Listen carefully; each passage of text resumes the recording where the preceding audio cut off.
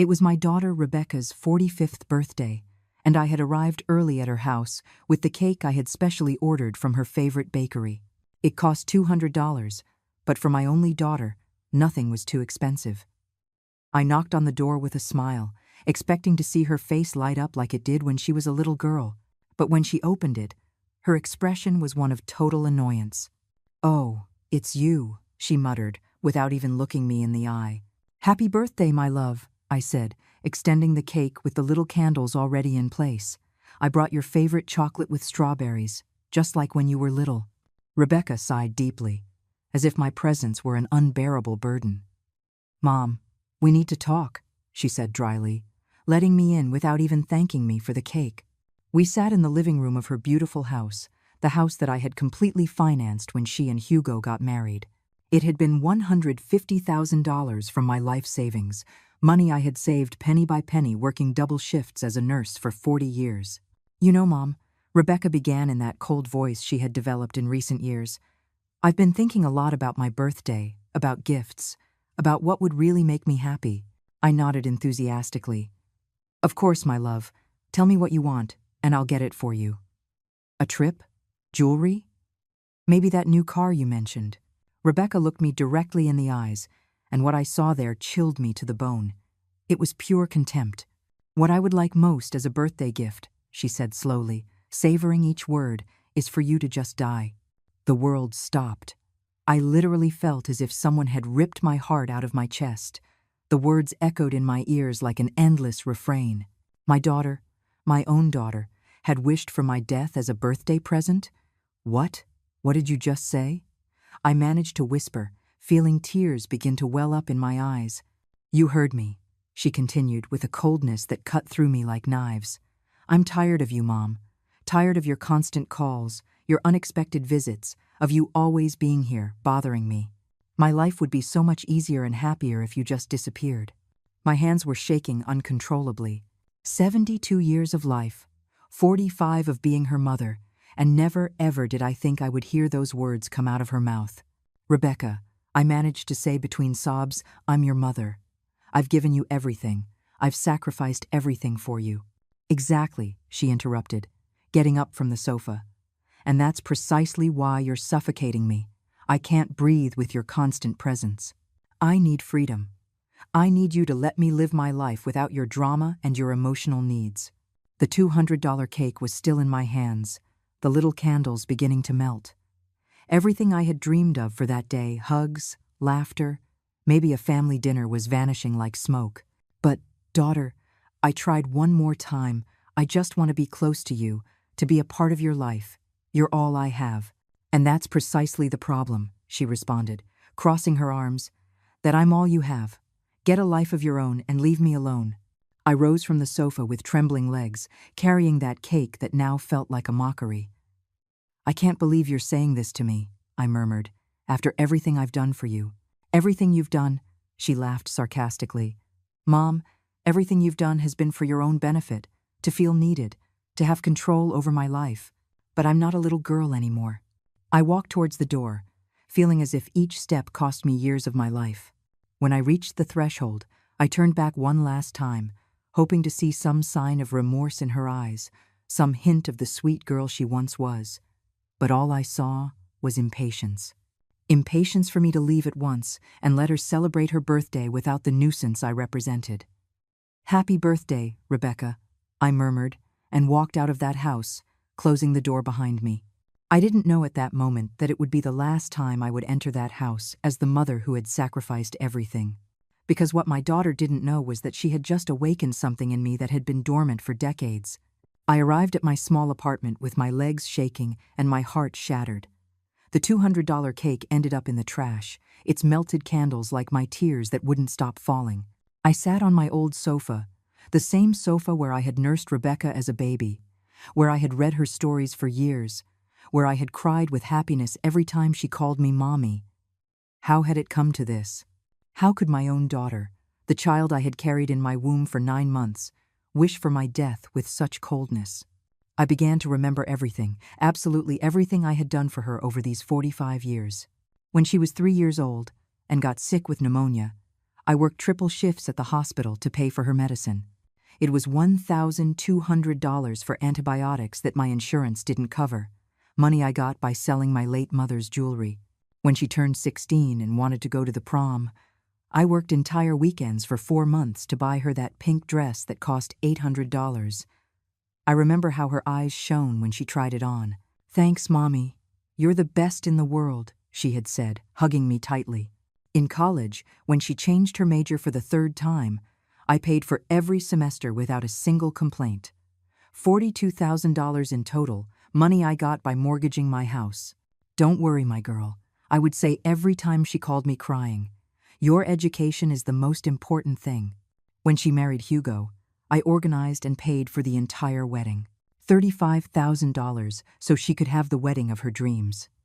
The most elegant hall in the city, the most beautiful flowers, the menu she chose without worrying about the price. "I want my princess to have everything," I said as I signed check after check. And then came the house, that cursed house where she had just humiliated me. When Rebecca and Hugo decided they wanted to buy their first property, I didn't hesitate for a second. "Don't worry about the down payment," I told them. "I'll take care of it." It was $150,000 from my life savings, the money I had been putting away for my retirement. But it didn't end there. When the twins arrived 5 years ago, I became the free nanny. Every night Rebecca wanted to go out with Hugo. Every time they had plans and needed someone to watch the kids, there I was. Without charging a cent, happy to be able to help my daughter have the life she had always dreamed of. When Hugo lost his job last year, who paid the mortgage payments for 8 months? I did. $16,000 that I took from my pension, money that meant eating rice and beans for weeks to stretch my income. And when the twins needed braces, another $4,000 that I covered without a second thought. "Don't worry," I told them, seeing their distressed faces. "That's what grandparents are for."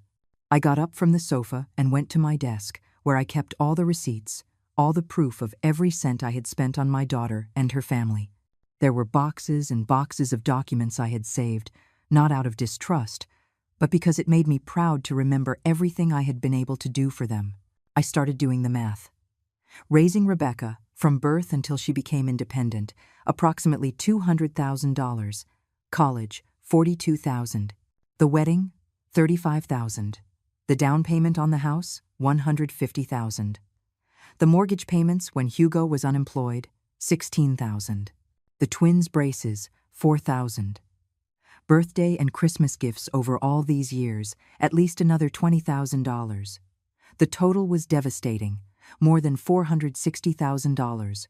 Almost $500,000 that I had invested in my daughter's happiness. And all for what? To hear that her greatest wish was for me to die. Tears fell onto the papers as I added and subtracted. If I had put that money into a savings account with compound interest, today I would have more than $600,000. I could be living in a nice house, traveling the world, enjoying a comfortable retirement, instead of counting pennies in this tiny apartment. But no, I had chosen to invest in love. I had chosen to believe that the money spent on my daughter was a good investment, that every sacrifice was worth it because in the end, I would have a daughter who would love me and take care of me in my old age. How stupid I had been. I picked up the phone and dialed Rebecca's number. I needed to hear her voice one more time. I needed to confirm that she had really said those terrible words. "What do you want now, Mom?" She answered with annoyance after the 5th ring. "Rebecca, I need to know if you really meant what you said to me today," I asked, my voice trembling. "Of course I was serious," she replied without a hint of remorse. "Mom, it's time for you to understand that I need space. Your obsession with me isn't healthy." "Obsession?" I repeated in disbelief. "To call a mother's love an obsession? Yes, exactly that. And I hope that after today, you finally get the message. I need you to respect my boundaries and let me live my life." I hung up the phone without saying goodbye. There had been no misunderstanding. My daughter truly believed that my love was a burden, that my presence in her life was a problem she needed to solve. I couldn't sleep that night. I lay awake staring at the ceiling, remembering every beautiful moment we had shared, every hug, every "I love you," Mommy that had come from her lips. Had it all been a lie? Or had I simply raised a daughter who had become so selfish she couldn't see beyond her own needs? At 3 o'clock in the morning, something inside me changed. The sadness began to transform into something different, into rage, into indignation, into the clear understanding that I had been used, manipulated, and discarded like a used tissue. My daughter wanted me to die. Well then, maybe it was time to give her exactly what she asked for. The next day, I woke up with a mental clarity I hadn't felt in years. Sadness had given way to something more powerful: determination. If my daughter wanted me to disappear from her life, I would, but not in the way she expected. I got dressed in my best clothes and went out with a clear purpose. First stop, the bank where I had the joint account with Rebecca for her house's emergency expenses. The account I had opened just in case, and into which I had deposited $20,000 for any unforeseen event. "Good morning, Mrs. Julieta." The manager, Mr. Martinez, greeted me. He had known me for years. "How can I help you today?" "I want to close joint account number 4587, a 2891, I said with a smile he interpreted as kindness, but which was actually pure vengeance. "Are you sure? That account has a considerable balance of $20,000, he cautioned, checking his computer screen. "Completely sure. I want to transfer all of that money to my personal account," I replied, signing the papers with a steady hand. Seeing those $20,000 return to my personal account gave me a satisfaction I hadn't felt in years. It was just the beginning. Next stop, the mortgage loan office. The previous year, when Hugo was unemployed, I had co-signed the mortgage on their house. That meant, if they couldn't pay, the responsibility fell on me. But it also meant I had rights to that property. Mrs. Julieta, the officer, Miss Gonzalez, greeted me. "What brings you here?" "I want to review the mortgage contract where I am listed as a co-signer," I explained. "I need to understand exactly what my rights and obligations are." As she looked for the documents, I remembered the day I signed those papers. Rebecca had cried with emotion. "Thank you, Mommy. I don't know what we would do without you." "You're our salvation," she had said, hugging me tightly. Hugo had also thanked me, promising they would never be late on the payments. "Here are the documents," the officer said, placing a thick folder in front of me. "As the co-signer, you are responsible for the payments if the primary holders cannot make them. But you also have the right to claim the property if you believe the debtors will be unable to fulfill their obligations." She completed the sentence as I read the contract carefully. "Exactly. Is there a problem with the payments?" she asked with professional concern. "I am assessing the situation," I replied, putting a copy of all the documents in my bag. "What would I need to do if I decided to exercise my rights as a co-signer?" "You would have to demonstrate that there is a risk of non-payment or that there have already been significant delays. In your case, I see that you covered 8 monthly payments last year, which is already sufficient evidence that the primary holders lack financial stability." Perfect. Hugo had lost his job again last week, information Rebecca had given me without thinking about the implications. She thought she was indirectly asking for my help, but what she was really giving me was the ammunition for my revenge. I left that office with a smile. My dear daughter had no idea the storm that was coming. Third stop. My personal lawyer, Mr. Anselmo Garcia, a 70-year-old man who had been a friend of my late husband. He knew my entire family situation and had witnessed my sacrifices for Rebecca for decades. "Julieta," he greeted me warmly. "What brings you to my office?" "It's not often I see you here." "Anselmo, I need your help with something very important," I said, sitting down across from his desk. "I want to change my will completely." His eyebrows shot up in surprise. "Has something happened with Rebecca?" I told him everything. Every hurtful word, every moment of contempt, the coldness with which she had wished me dead on her own birthday. Anselmo listened in silence, his expression growing more serious with each detail. "Julieta," he said finally, "I am so sorry for what you're going through. I never thought Rebecca was capable of something like this, after everything you've done for her." "Neither did I sighed. "But I've made my decision. I want to change my will and leave everything to a charitable organization. I also want to set up a trust for my grandchildren, but I want Rebecca to have no access to that money until they turn 25. "That can be done," Anselmo nodded, taking notes. Do you also want to change the beneficiaries of your life insurance policy? Of course. Everything that is in Rebecca's name? I want it changed. My daughter wants me to die, but when that happens, she won't receive a single cent from me. We spent 2 hours reviewing all my legal documents, my $100,000 life insurance policy, my savings, my apartment, my investments. Everything that was previously designated for Rebecca would now go to the Orphaned Children's Foundation, where I had volunteered for years. There's something else, I said as we were finishing. I want you to prepare all the documents to reclaim the house where Rebecca lives. As a co-signer on the mortgage, I have rights, and her husband just lost his job again. Anselmo's eyes lit up with understanding. Now I see where you're going with all this. Are you sure you want to go this far? Completely sure, I replied with a determination that surprised me. My daughter told me her life would be easier if I disappeared. Well, I'm going to disappear. But first, I'm going to make sure she understands exactly what it means to live without me and without everything I've done for her. When I left Anselmo's office, it was already dark.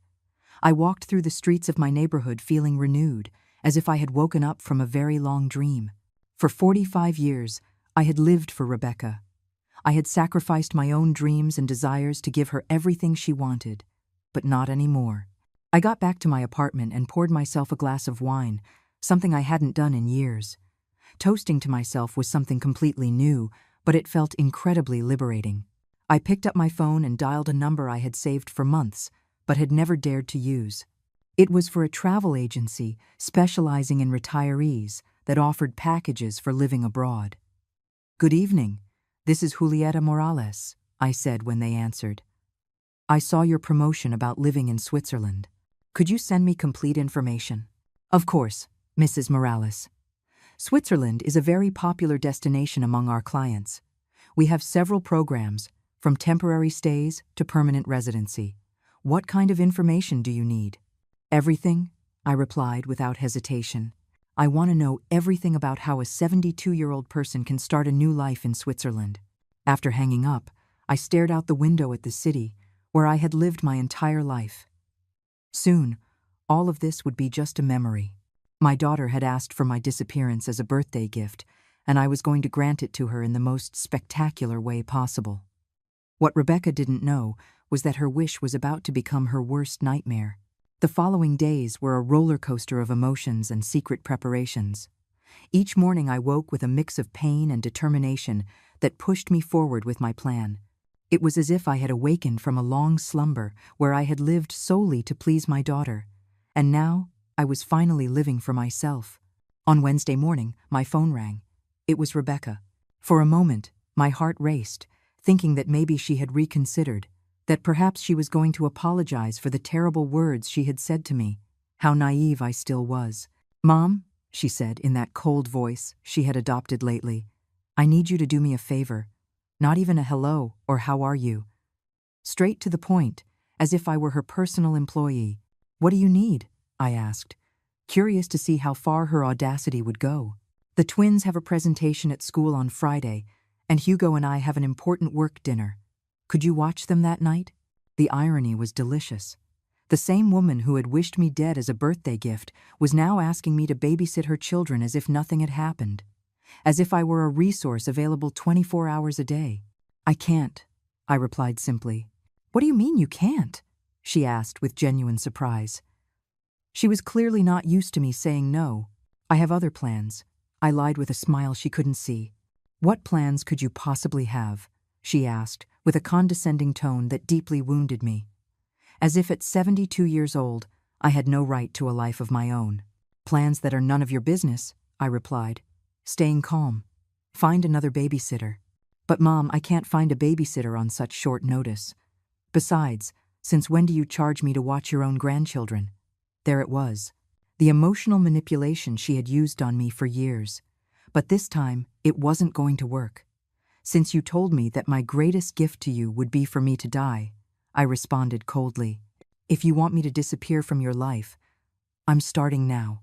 There was a long silence on the other end of the line. Finally, Rebecca let out a sarcastic laugh.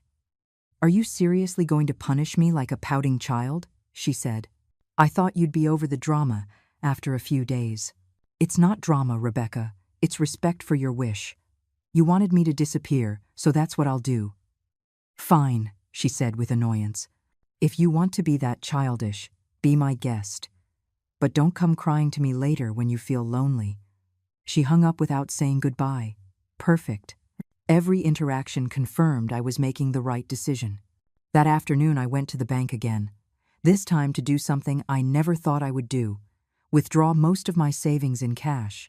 It was $30,000 that I put in an envelope and stored in my personal safe. The money I would need for my new life in Switzerland. I also called the travel agency and confirmed my trip. A flight to Zurich for next Tuesday, with the option to extend my stay indefinitely. The initial cost was $8,000. Money I paid without blinking. It was the most expensive and smartest investment I had made in years. On Thursday morning, I received an unexpected visit.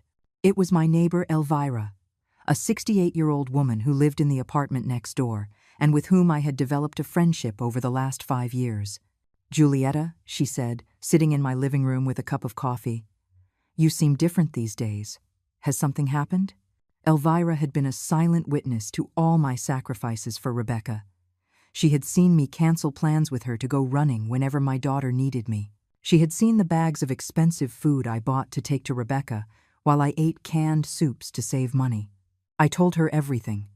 Every painful detail of what had happened on Rebecca's birthday, and also all the plans I had been making during the week. My God, Julietta, Elvira murmured, her eyes filled with tears. I can't believe Rebecca said something so cruel to you after everything you've done for her. The worst part is, she said it as if it were the most normal thing in the world, I explained. As if I were a nuisance in her life that needed to be eliminated. And you're really going to go to Switzerland? Yes, I replied firmly.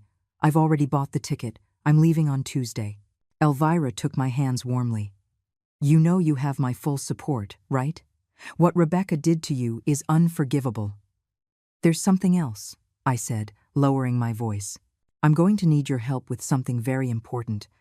I explained my entire plan to her. How I wanted Rebecca to believe I had actually died, at least for a while.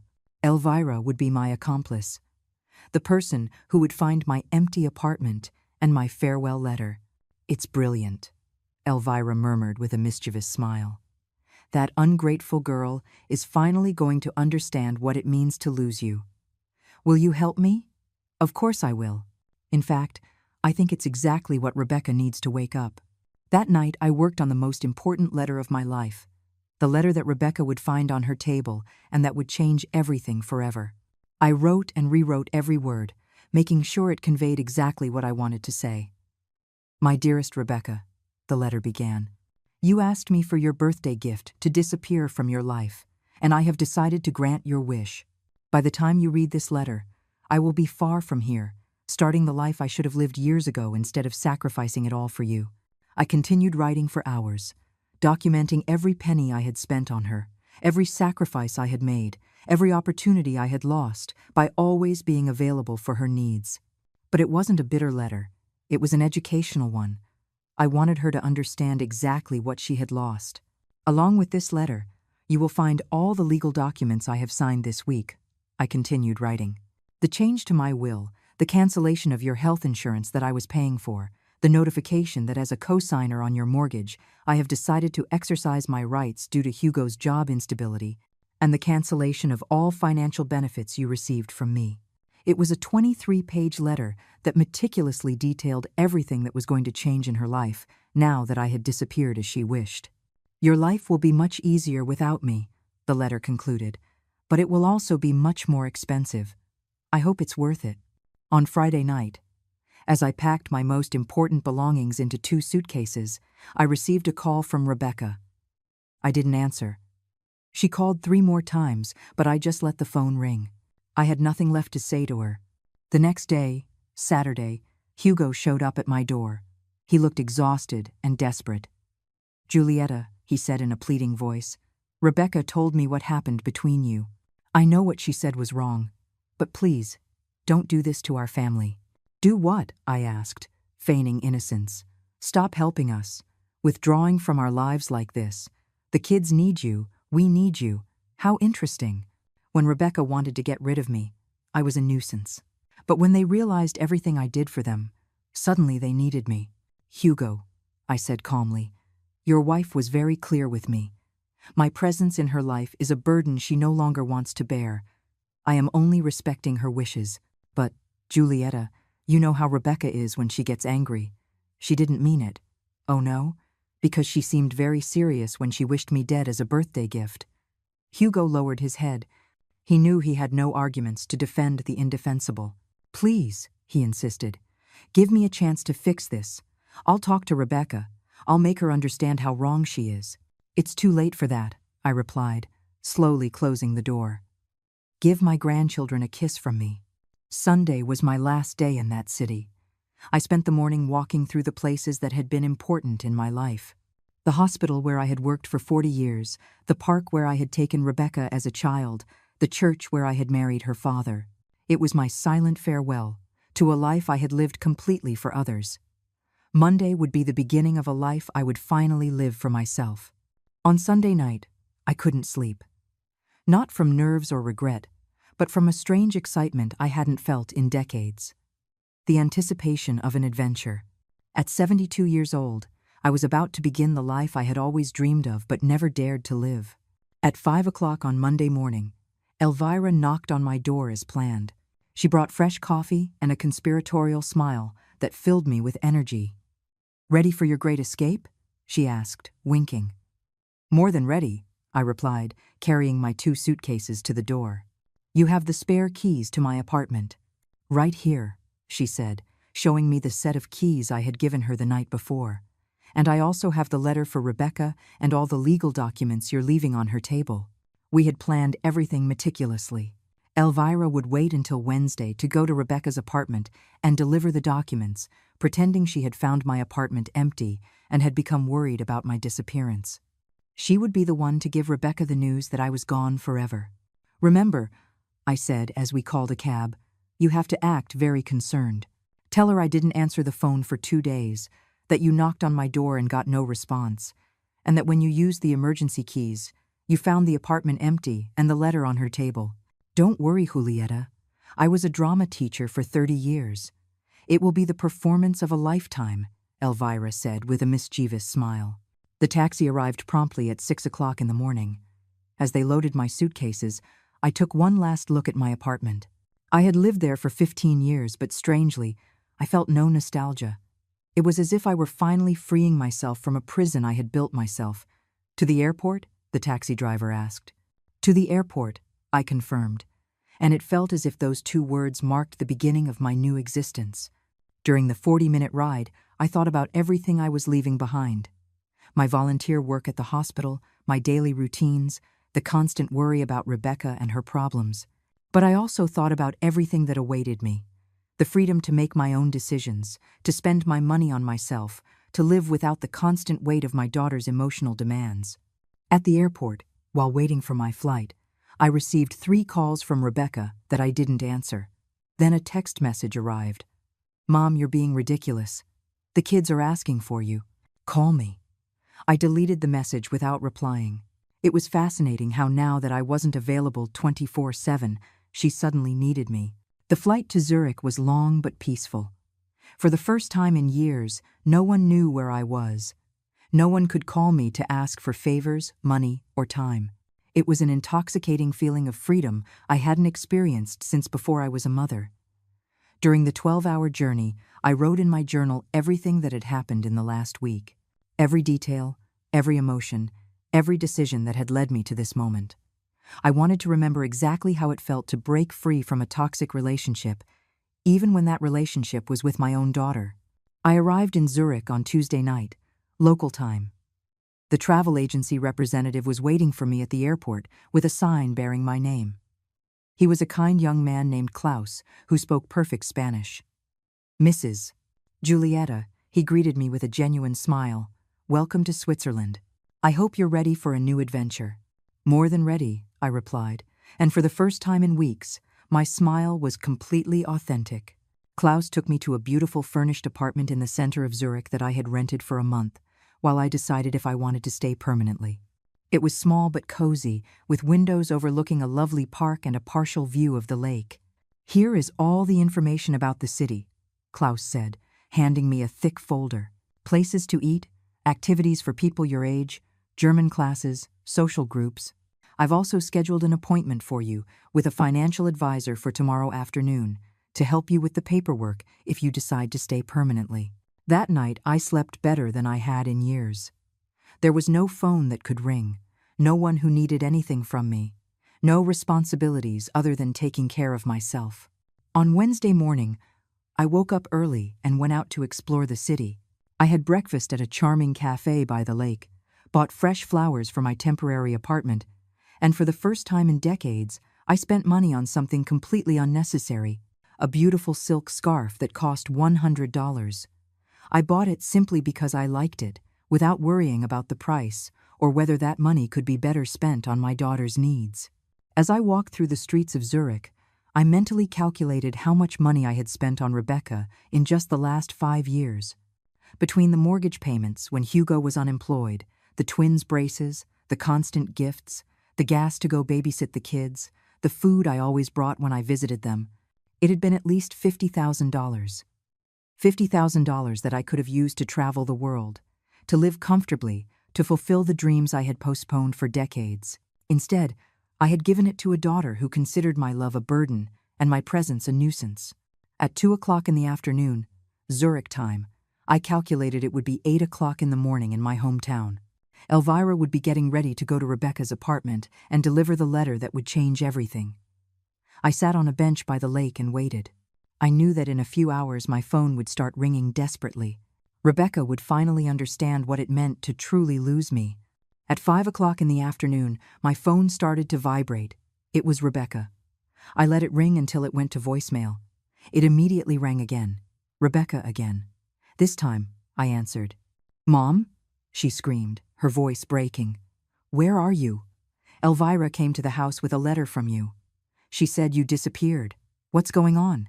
"Hello, Rebecca," I replied calmly, enjoying the Swiss lake as I spoke. "Have you read the letter?" "Yes, I read it. Are you crazy? How could you do this to us? Where are you?" "I am exactly where I need to be," I replied. "Away from you, as you wished." "But I didn't want this. I didn't want you to actually leave. I was just angry. I didn't mean it." There it was, Rebecca's typical tactic. Minimize the damage she had caused, make me feel guilty for reacting to her cruelty. "You didn't mean it when you told me your biggest birthday wish was for me to die?" I asked. "Because you sounded quite convincing. I was just frustrated. Hugo lost his job again. The kids are having trouble at school. I'm under a lot of stress. I shouldn't have taken it out on you." "You're right, you shouldn't have. But it's done, and words can't be taken back." "But Mom, please, come back. We need you. I need you." How interesting. Now she needed me. Now that she had read in the letter all the financial benefits she had lost. Now that she knew she could lose her house.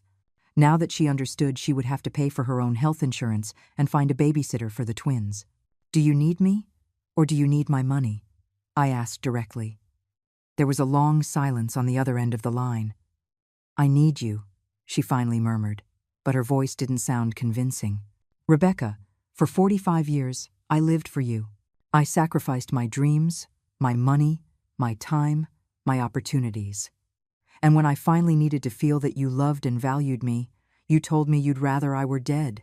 Those words broke my heart in a way that I will never be able to repair. "I'm sorry, Mom.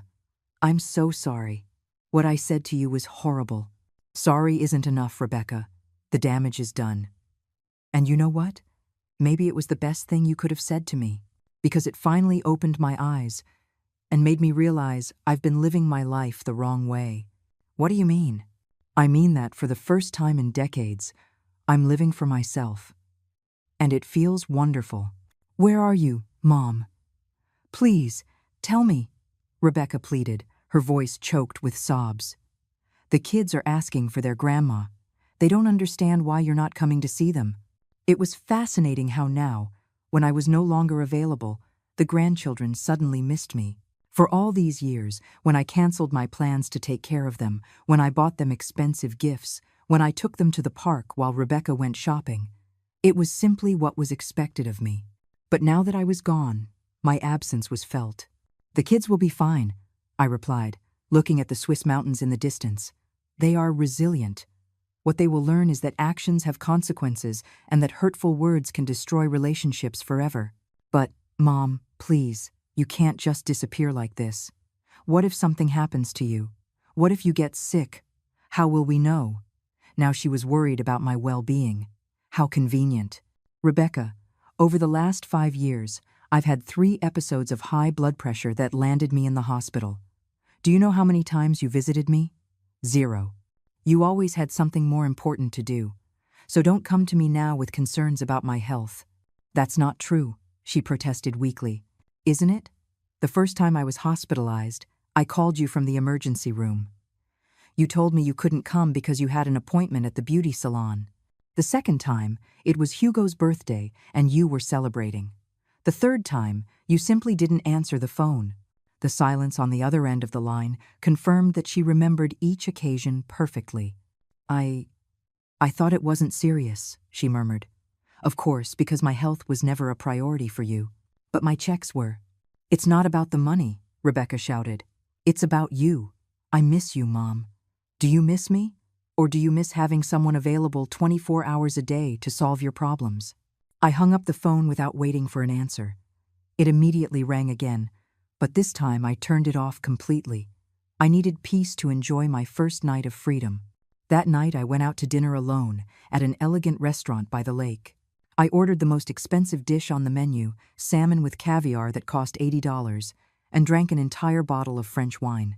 It had been years since I had indulged in such luxuries, always thinking that the money could be useful for Rebecca. The next day, Thursday, I turned on my phone and found 47 missed calls and 23 text messages, all from Rebecca and Hugo. The messages evolved from pleas to threats. "Please, Mom, answer," said the first. "We're very worried," said the fifth. "If you don't answer, we're going to call the police," threatened the 10th. "We already called the police.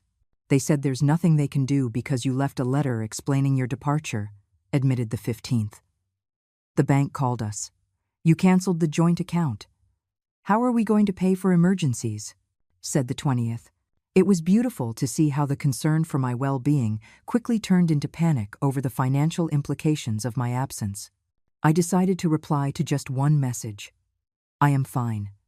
I am exactly where I need to be. Do not look for me." The response arrived in less than 5 minutes. "You don't understand what you're doing. You're going to ruin us," the mortgage lawyer called. "He says you can take our house." There was the truth. She wasn't worried that I might be suffering or in danger. She was worried because she had finally understood the financial implications of losing me.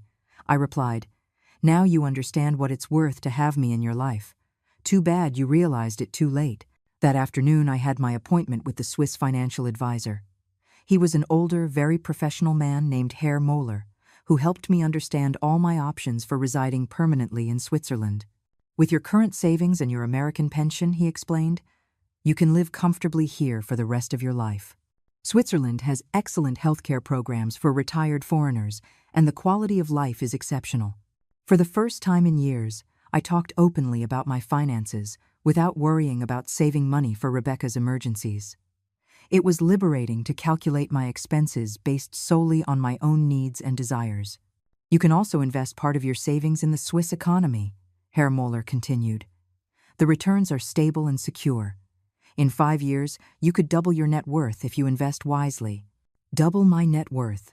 How many times had I had that opportunity, but had preferred to spend the money on my daughter's whims? "There is something else I should tell you," the advisor added. "We have many clients in situations similar to yours. Older people who have come to Switzerland seeking a new beginning after complicated family relationships. You are not alone in this experience." That information comforted me deeply.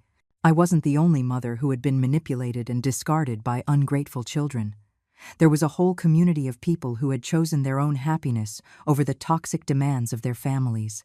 On Friday morning, I joined a hiking group for senior citizens. There were 8 women and 4 men, all between 60 and 75 years old, all with similar stories of late-life liberation. We walked along beautiful trails by the lake while sharing our experiences. I left my husband after 40 years of marriage. Maria, a 68-year-old from Spain, told me. One day I realized I had been living as his maid for decades, not his wife. It was the best decision of my life. I cut off contact with my 3 children, shared Hans, a 70-year-old German man. They only called me when they needed money. When I told them I wasn't going to finance their lives anymore, they called me a selfish father. Now I live in peace, and my money is my own. Hearing these stories confirmed that I had made the right decision. It wasn't selfish to prioritize my own happiness. It was a basic need for emotional survival. That night, while having dinner in my apartment, my phone rang. It was an unknown number, but I decided to answer out of curiosity. "Mrs. Julieta? This is Attorney Garcia. I work with your daughter Rebecca," said a professional male voice. "What do you want?" I asked directly. "Your daughter asked me to contact you because she is very concerned about your well-being. Apparently, you have left the country without leaving adequate contact information." "I left a very clear letter explaining my departure," I replied. "There is nothing illegal in what I have done." "Of course not, ma'am. But your daughter is also concerned about some financial decisions you apparently made before you left, specifically regarding the mortgage on her house." There was the real reason for the call. Rebecca had sent a lawyer to try to intimidate me into returning. "All my financial decisions were made in consultation with my own lawyer and are completely within my legal rights," I explained. "As a co-signer on that mortgage, I have the right to protect my interests when I believe there is a risk of non-payment. I understand your position, but perhaps we could find a solution that benefits both parties," the lawyer insisted. "The only solution that benefits both parties has already been implemented," I replied firmly. "I am living in peace, away from a toxic relationship, and my daughter is living with the consequences of her actions. It is exactly what we both needed. Mrs. Julieta, with all due respect, I think you are making rash decisions due to a temporary family argument. These things can be fixed with dialogue." "Temporary argument?" I repeated in disbelief. "Is that how Rebecca told you what happened? Did she tell you she wished me dead as a birthday gift?" There was an awkward silence on the other end of the line. "I believe there are misunderstandings that can be cleared up," the lawyer murmured. "There are no misunderstandings. There is a daughter who used and manipulated her mother for decades, and a mother who finally woke up and decided to live for herself. End of story." I hung up the phone, feeling powerful. Every day that passed in Switzerland, every day away from Rebecca's constant demands, I felt stronger and more certain of my decision. My daughter had asked me to disappear from her life, and I had granted her that wish. What she hadn't calculated was the real price of losing me forever. On Saturday morning, I decided to do something I had been putting off for years. I visited an art gallery in downtown Zurich. For decades, I had wanted to take painting classes, but there was always an emergency with Rebecca that required my time or my money. Now, for the first time, I could dedicate a full day to something that brought me pleasure without feeling guilty. I was admiring a painting of the Swiss Alps when my phone vibrated. This time it wasn't Rebecca. It was a number I recognized immediately. My old job at the hospital. I answered, intrigued. "Julieta?" "This is Dr. Martinez," said the familiar voice of the woman who had been my boss for the last 10 years of my career. "I just received the strangest call from your daughter. She says you've disappeared and wanted to know if we knew anything." "I haven't disappeared," I replied calmly. "I've simply moved and started a new life." "Really? That's wonderful. I always thought you deserved to enjoy your retirement without so many family worries," the doctor said with genuine joy. "May I ask where you are?" "In Switzerland," I replied, surprised at how natural it sounded to say. "I'm exploring the possibility of staying permanently." "Switzerland? What an exciting adventure. I'm so happy to hear you're finally doing something for yourself." Dr. Martinez had witnessed many occasions where I had to miss work or cancel extra shifts because Rebecca needed something urgently. She, better than anyone, understood the constant sacrifice that being Rebecca's mother had entailed. "But Julieta," she continued, "your daughter sounded quite desperate. She asked me that if I spoke with you, to tell you it's a family emergency." "Did she tell you what the emergency was?" I asked with curiosity. Something about financial problems and the children needing you, the doctor replied. But honestly, after hearing her demands on the phone, it sounded more like manipulation than a real emergency. It was comforting to know that people who knew us both could clearly see the toxic dynamic that had existed between Rebecca and me for years. Thank you for calling me, doctor. And don't worry, there's no real emergency, I assured her. After hanging up, I decided to turn my phone off completely for the rest of the weekend. I needed mental space to process everything I was experiencing and to make important decisions about my future. On Sunday, I joined a group tour to visit the mountain villages around Zurich. It was a group of 12 people, mostly retirees like me, all seeking adventure and new experiences. During the bus ride, I struck up a conversation with a woman named Ingrid, a 71-year-old German woman who had arrived in Switzerland 2 years earlier. "What brought you here?" she asked, as we admired the scenery from the window. "A daughter who told me her biggest birthday wish was for me to die," I replied without a filter. I no longer had the energy to sugarcoat reality. Ingrid looked at me with wide eyes. "Really?" Completely serious. After financing her house, practically raising her children, and sacrificing my retirement for her needs, she told me that my presence in her life was an unbearable burden. "My God," Ingrid murmured. "And what did you do? What she asked me to do?" "I disappeared from her life, and here I am." Ingrid smiled with admiration. "You are very brave. It took me 5 years to make the decision to walk away from my toxic family. My son and daughter-in-law treated me like an ATM with legs." For the rest of the day, Ingrid and I shared our stories. She had come to Switzerland after realizing that her adult children only contacted her when they needed money for their vacations, their new cars, or their whims. When she decided to set boundaries, they accused her of being a selfish mother and threatened to not let her see her grandchildren. The first few months were difficult, Ingrid confessed as we walked through a medieval town. The guilt was eating me alive.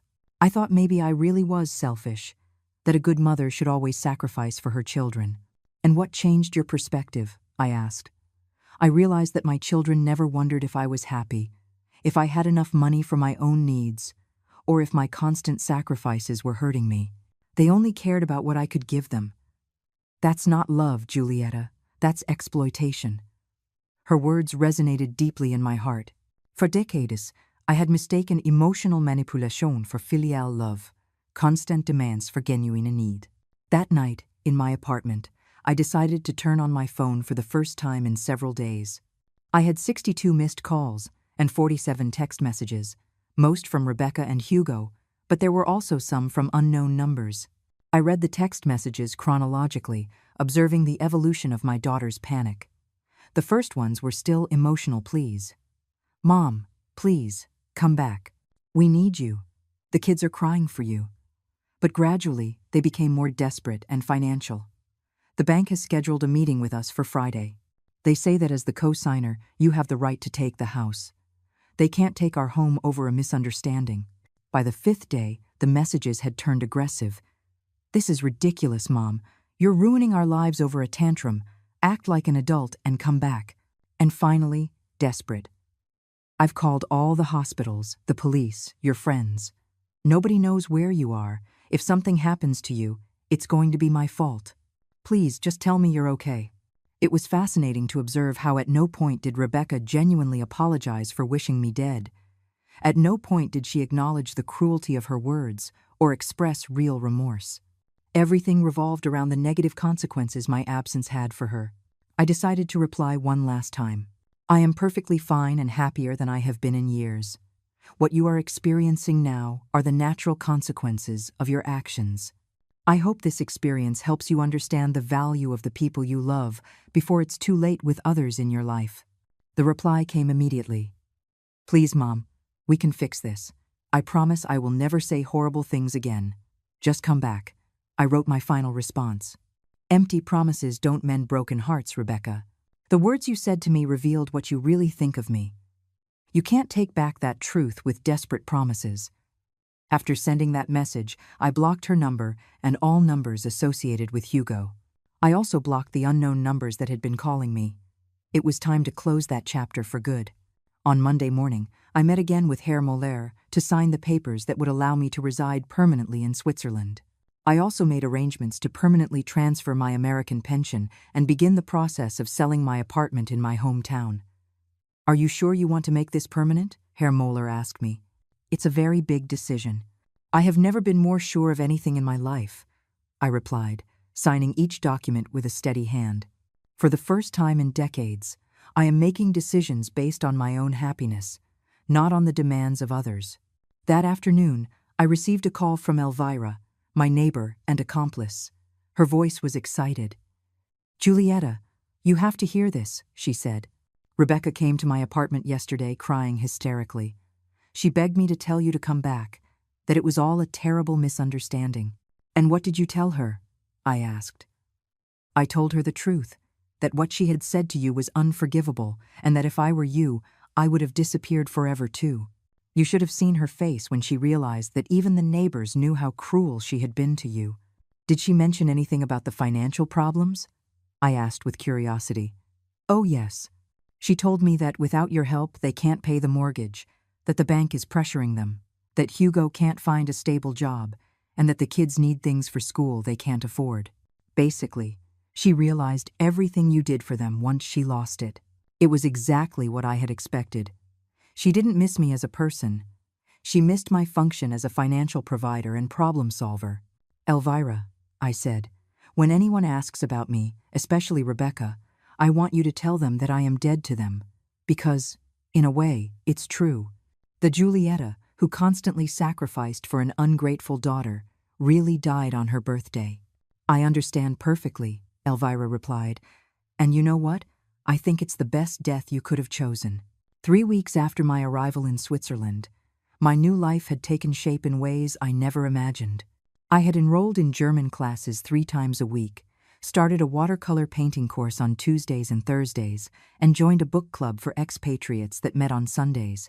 For the first time in decades, my calendar was filled with activities I had chosen, activities that brought me pleasure and personal growth. But the most surprising thing was the money. Without Rebecca's constant financial demands, my savings were not only stable, but they were growing. The investments I had made with Herr Moeller were already showing positive returns, and for the first time, I could calculate my financial future based solely on my own needs. That Thursday morning, as I was having breakfast at my favorite cafe by the lake, I received a call from an international number I didn't recognize. I hesitated to answer, but curiosity got the better of me. Mrs. Julieta Morales? A female voice with an American accent asked. Yes, this is she. Who's calling? My name is Sarah Williams. I'm a social worker with the Department of Family Services in your hometown. I'm calling because we've received a report concerning your well-being. My blood ran cold. A report? What kind of report? Your daughter, Rebecca Morales, filed a report alleging that you may be suffering from dementia or cognitive decline, and that you made financial and life decisions that put you at risk. According to her, you disappeared suddenly and are living in precarious conditions abroad. I couldn't believe what I was hearing. Rebecca had gone to the extreme of involving social services, inventing a mental illness to invalidate my decisions and force my return. Miss Williams, I replied in a firm voice, I am not suffering from dementia or cognitive decline. I am living in Switzerland by my own choice, in a comfortable apartment with excellent medical care and in perfect mental state. My daughter's allegations are completely false. I understand your position, Mrs. Morales, but we need to verify your well-being. Would it be possible to coordinate a medical and psychological evaluation through the American consulate in Switzerland? Of course, I replied without hesitation. I am willing to undergo any evaluation that proves I am in perfect mental state and that my decisions have been made with complete lucidity. After coordinating the details for the evaluation, I hung up the phone feeling a mix of anger and disbelief. Rebecca had crossed a line from which there was no return. Not only had she wished me dead, but now she was trying to destroy my mental credibility to regain control over my money and my life. I immediately called my lawyer, Anselmo, in my hometown. Julieta, he greeted me with concern. I'm glad to hear your voice. I've had a very interesting week with your daughter. I can imagine. I just spoke with social services. Rebecca is accusing me of dementia. That's not all, Anselmo sighed. She also hired another lawyer to try to challenge all the legal changes you made before you left. She's claiming you weren't in your right mind when you signed them. Can she do that? She can try, but she has no solid legal basis. I have recordings of all our conversations where you clearly demonstrate total lucidity. Besides, the fact that you meticulously planned your departure and are living independently in Switzerland contradicts any allegation of cognitive decline. What else is she doing? She has tried to access your bank accounts, claiming concern for your well-being. She also tried to stop the process of reclaiming the house.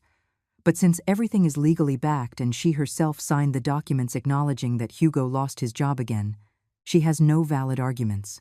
It was incredible how far Rebecca was willing to go to recover the financial benefits she had lost.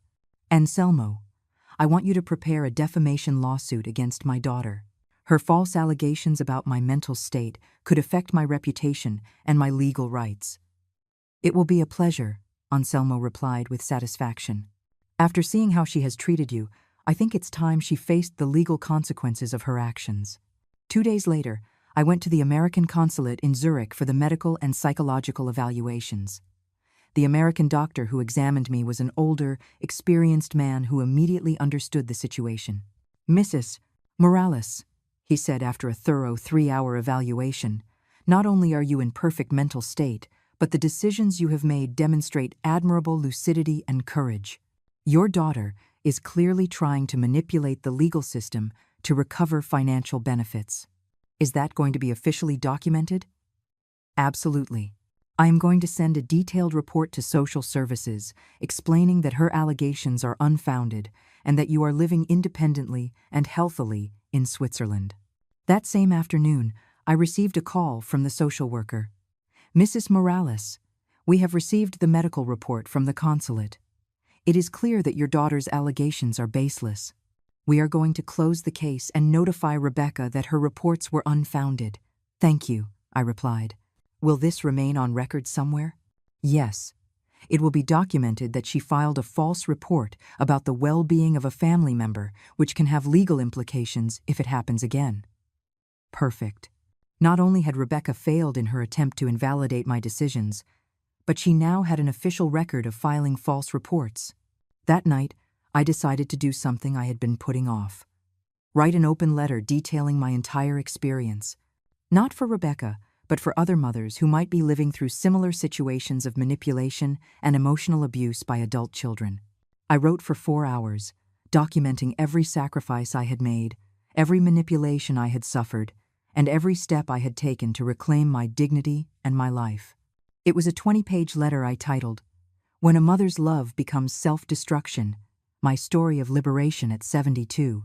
I decided to send the letter to an online blog I had discovered, specializing in stories of older women who had found the courage to radically change their lives. A week later, I received an enthusiastic response from the editor. Julieta, she wrote, your story is powerful and inspiring. We have received hundreds of comments from women who completely identify with your experience. Would you be willing to participate in a video interview for our YouTube channel? I accepted immediately. It was time to use my experience to help other women who were trapped in toxic family dynamics. The interview was published 2 weeks later and quickly went viral. Thousands of women shared similar stories of adult children who manipulated them emotionally and exploited them financially. The comments were a catalog of pain and recognition. My 40-year-old son lives in my house, doesn't pay rent, and yells at me when I ask him to look for a job, one woman wrote. My daughter only calls me when she needs money for her vacations, but never has time to visit me when I'm sick, another shared. I thought I was the only mother who felt used by her own children, confessed a third. But the most impactful thing came a week after the interview was published. I received an email from an address I recognized immediately. It was Hugo, my former son-in-law. Julieta, he wrote, I saw your interview on YouTube. I need you to know that I completely agree with you. What Rebecca said to you was unforgivable, and the way she has treated you for years is unacceptable. I have witnessed how she manipulates and uses you, but I never had the courage to confront her because we were so dependent on your financial help. He continued, I want you to know that the kids miss you very much and don't understand why you don't come to see them anymore. Rebecca has told them that you are sick and can't visit, but I believe they deserve to know the truth when they are older. The email ended. I know it's probably too late for apologies, but I wanted you to know that at least one person in this family recognizes how badly we treated you and how much you sacrificed for us. I hope you are happy in your new life. I read the email 3 times before deciding how to respond. Finally, I wrote, Hugo, I appreciate your honesty, but apologies after the fact do not change the harm that was done. I hope this experience helps you to be a better husband and father, and that you teach your children to value the people who love them before it's too late. It was the first time someone from my family had publicly acknowledged the abuse I had suffered. It didn't change my decision to stay away, but it did give me a sense of validation I had been needing for years. My new life in Switzerland was flourishing in ways I never imagined. I had real friends who valued me for who I was, not for what I could give. I had hobbies and passions that I had rediscovered. I had peace of mind and financial stability. And most importantly, I had dignity. 6 months after my arrival in Switzerland, my life had taken a shape I had never dreamed possible. It was a perfect spring morning when I received a call that would change everything once more. It was Elvira, my dear neighbor and accomplice. Julieta, she said, her voice excited, you have to hear this. Rebecca lost the house. My heart stopped for a moment. Despite everything, a part of me still worried about the well-being of my grandchildren. What happened exactly? I asked. The bank foreclosed last week. Hugo couldn't find a stable job. They fell behind on payments. And since you are the co-signer and are exercising your legal rights, the bank proceeded with the foreclosure. Rebecca came to me yesterday crying, completely desperate. And the children? They're fine. They moved to a small apartment on the other side of town. Hugo finally got a job at a factory, earning much less than before, but at least it's stable. Rebecca had to go back to work too. It was a strange mix of feelings I experienced. I didn't feel joy at their suffering, but I did feel a deep satisfaction of justice. For the first time in their lives, Rebecca and Hugo were experiencing the real consequences of their decisions without having someone to rescue them. There's something else, Elvira continued. Rebecca asked me if I knew how to contact you. She said she wants to apologize for real, that she finally understands everything she lost when you left. And what did you tell her? I told her that some wounds are too deep to heal, and that some words can never be taken back. I also told her that you are thriving in your new life, and that it's probably better for both of you if she doesn't try to contact you. Elvira was right. Over these 6 months, I had built an inner peace that I didn't want to risk for empty promises from a daughter who had repeatedly shown that she only valued me when she needed me. That afternoon, I received an unexpected call from my lawyer. Anselmo, Julieta, I have some interesting news, he said. Rebecca's house has now been sold by the bank, and since you were the co-signer, you have the right to recover your initial investment of $150,000, plus accrued interest. How much is that in total? $185,000. The bank has already approved the transfer. The money will be in your Swiss account next week. It was incredible. Not only had I recovered my original investment, but I had gained an additional $35,000. Money that would have been lost forever if I had continued to be the ever-sacrificing mother. There's something else too, Anselmo continued. Your apartment in your hometown has finally sold. After commissions and expenses, the net amount is $95,000. In total, I was receiving almost $300,000 from assets I had written off as lost. With my existing savings and the investments I had made in Switzerland, my total net worth now exceeded $500,000. At 72 years old, I was richer than I had ever been in my life. That night I celebrated at my favorite restaurant by the lake. I ordered French champagne and toasted to the brave woman who had had the courage to start over when all seemed lost. As I dined, I thought about the entire journey. I had begun this journey as a broken and humiliated mother, devastated by the cruel words of an ungrateful daughter. But now, I was an independent, financially stable woman, surrounded by genuine friends, and living the life I had always dreamed of. The next day, I decided to do something I had been considering for weeks. Write a full book about my experience. Not just my story, but a practical guide for older women who were trapped in toxic family relationships. I contacted a Swiss publisher that specialized in self-help and personal growth books. The editor, a woman named Brigitte, was immediately interested. "Julieta," she said during our meeting, "your story touches on a subject that affects millions of women but is rarely spoken of openly.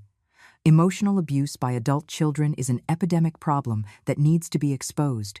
I spent the next 3 months writing When Love Hurts, Freeing Yourself from Family Emotional Abuse After 70. The book documented not only my personal experience, but also practical strategies for recognizing manipulation, setting healthy boundaries, and finding the courage to prioritize one's own well-being. The book was published 8 months later and became a bestseller in several European countries.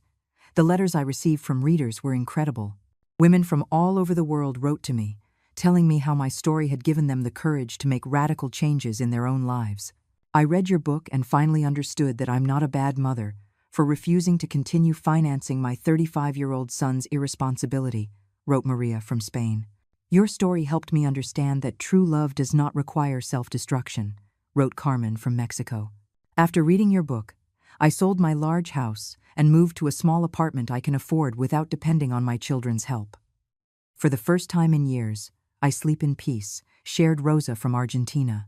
But the letter that moved me the most arrived a year after the book's publication. It was from a young mother named Andrea, Mrs. "Julieta," she wrote, "I am 30 years old and have a 65-year-old mother who has sacrificed her entire life for me and my siblings. After reading your book, I realized that we are treating her exactly as Rebecca treated you. Your story opened my eyes and made me understand that I was repeating a toxic pattern that could destroy my relationship with my mother forever. Yesterday, I called my mom and apologized for all the years of taking her for granted. I also told her that I want to help her fulfill her own dreams instead of expecting her to always be available for mine. Thank you for helping me understand this before it was too late." That letter made me cry with joy. My pain had served to prevent other families from going through the same destruction. 2 years after my arrival in Switzerland, I received a physical letter in my mailbox. The handwriting on the envelope was familiar, but I couldn't immediately place it. When I opened it, my heart stopped. It was from my grandchildren, now 12 years old. "Dear Grandma Julieta," they wrote in childish script, "Dad told us the truth about why you left. He told us that Mom said very mean things to you, and that's why you decided to start a new life far away from us. We want you to know that we miss you very much and that we understand why you left. We also want you to know that we are proud of you for being so brave. When we are older, we would like to visit you in Switzerland if you want. We love you, Grandma." The letter was signed by both twins. It included drawings they had made of me living happily in the Swiss mountains. I cried for an hour after reading that letter. Not from sadness, but from the understanding that my decision to preserve my dignity had been the right one, even if it had meant moving away from people I loved. I decided to write back to them. "My dearest grandchildren, your words are the most beautiful gift I have received in years. I love you deeply and I always will, no matter the distance. When you are older and can make your own decisions, the doors of my heart and my home will always be open to you. Until then, I want you to know that your grandmother is living a full and happy life, surrounded by beauty and peace. Hold on to this love you feel for me, but also learn from this experience. Words have the power to build or to destroy, and relationships are based on mutual respect, not on one-sided sacrifice. I love you with all my heart." Today, 3 years after that terrible birthday that changed my life forever, I am sitting on my balcony in Zurich, looking at the mountains as I write the final lines of my story. I am 75 years old, with a net worth of over $600,000, a best-selling book, dear friends from all over the world, and an inner peace I thought I would never experience again. Rebecca asked me for a birthday gift to disappear from her life. I granted her that wish in the most spectacular way possible. What she never calculated was that in losing me, she not only lost a mother who loved her unconditionally, but she also lost the person who had kept her financial world stable for decades. My disappearance was my gift to her. My new life was my gift to myself. And it was worth every tear, every sacrifice, and every moment of pain that brought me here. Because sometimes the only way to save yourself is to have the courage to lose yourself completely, only to be reborn as the person you were always meant to be.